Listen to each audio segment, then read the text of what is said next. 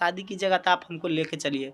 तो हम आए, 24 घंटा आए ट्रेन में, बम्बई से लोकल में बैठ उठ के आए। ये बैग लेके आ गई, बोला चलिए जहाँ चलना है। हम बोले चलो कहाँ चलेगी, तो ये बोली हमको जहाँ आप चलिएगा, जहाँ रखिएगा वहाँ चलिए, हम रहेंगे आपके साथ। हाँ खुश है। माँ बाप सपोर्ट करता है या ना करता है? नहीं माँ बाप कोई सपोर्ट सपोर्ट। देखिए मेरे पापा जी तो है नहीं, मेरे भैया है, तो मेरे भैया लोग सपोर्ट नहीं करते हैं। नमस्कार दोस्तों, पहुंच चुके हैं सीतामढ़ी जिला में। आज कहीं से मोबाइल पे रॉन्ग नंबर आता है और रॉन्ग नंबर से लड़कियां लगती हैं बात करने, लड़के लोग भी लगते हैं बात करने। अब बात करते करते उनको इश्क और मोहब्बत हो जाता है। और इश्क मोहब्बत ऐसा होता है और ऐसे उनके सर पे चढ़ के बोलता है तो दोनों आदमी घर छोड़ के रफू चक्कर हो जाते हैं और कहीं किसी मंदिर में जाके शादी कर लेते हैं। तो दोनों जुगल जोड़ हो गया। तो सबसे पहले तो आपका चंपारण चौपाल न्यूज पे स्वागत है। जितना भी भाई दर्शक कोई न्यूज के देख रहे हैं सबको स्वागत है।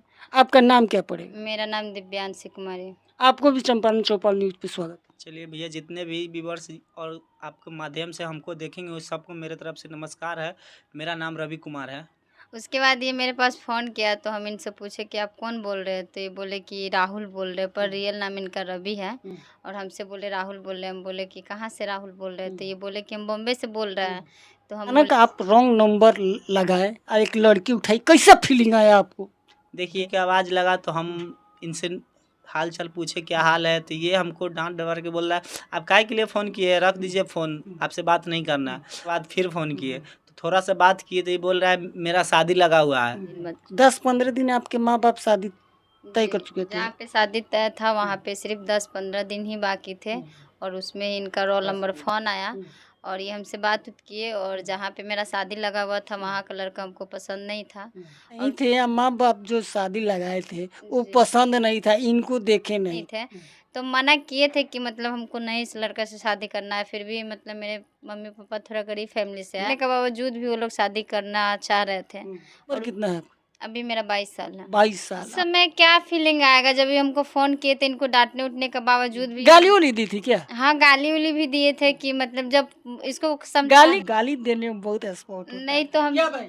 हाँ ये बोली थी कि आपके पास दिमाग उमाग नहीं है, काहे फ़ोन कर रहे हैं किसी के पास। बोली माँ बहन नहीं, आपको क्यों नाम बताया, क्या मेरा शादी तोड़वा दोगे क्या? नहीं लगा हुआ है ऐसे, आप हमको फ़ोन क्यों कर रहे हैं। तो हमको बहुत सुंदर है, इसको बोले कि हम भी बहुत सुंदर है, ऐसे हम भी आपसे शादी करेंगे। घंटा बात किए थे तो बात करने से हमको अच्छे लगे, इनका आवाज़ अच्छा लगा। बात करने से हाँ बात करने से अच्छे लगे और इनका आवाज़ भी था सो हमको अच्छा लगा। तो इसके बाद कल हो के बिन सोचे ही समझे हम इनको प्रपोज कर दिए। मैंने प्रपोज कैसे किए थे? हम इनको बोले आई लव यू तो हमको बोले आई लव यू टू। सही में क्या? हाँ किए ना सुबह सुबह देखिए तो कुछ बोलने से पहले इनको बोले आई लव यू तो ये बोले आई लव यू। क्या बोले थे? ये हमको बोली आई लव यू बोली थी, तो हम बोले क्या नहीं, लड़की लोग ऐसी ही बोलती है, झूठ सांच बोलती है, आप हमको पिटवाई उटवाई खिलवाइएगा कहीं के, आप हमको एक्सेप्ट कीजिएगा तो आपको मेरे से शादी करना होगा। चीटर थी ना, तो इसको क्या बोले, कोई लड़का बोला क्या मौसी बहुत सुंदर है। हम सुन लिए वो बात, हम बोले बहुत सुंदर है, ये जगह से हम आप हमसे शादी की जगह तो आप हमको लेके चलिए।